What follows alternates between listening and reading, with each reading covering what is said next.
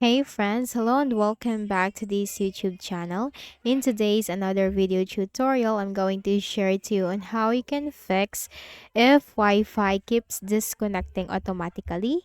So without further ado, let's go quick into the process. So first is you need to go ahead in the Windows search bar and type in here ncpa.cpl. Click on ncpa.cpl control panel item. Then here you need to locate your connection or your Wi-Fi.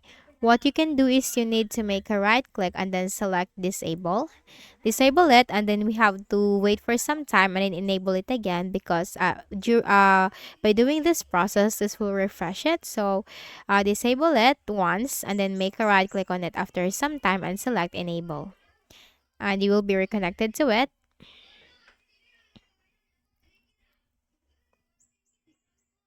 So now we're connected to our connection. Then make a right click on it. Then you have to select properties. Now here you'll find the configure button. Click on that.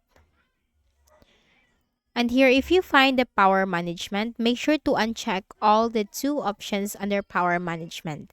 Again, if you find the power management tab right here, make sure to uncheck the two options or do not check the two options under power management. Then you'll find the driver tab. Click on that. Click on update driver. Now browse my computer for drivers. Let me pick from a list of available drivers on my computer. And here you just need to simply choose one by one as to what will work for you or simply choose the latest one. Click on next. Now Windows has successfully updated your drivers. Close this and then close this window. And then after that, you just need to make a right click at the start button, shut down or sign out, and restart your Windows. So that's it. I hope this video helped you. Kindly please do not forget to hit the like button and subscribe to this channel for more tutorials like this. Thank you for watching.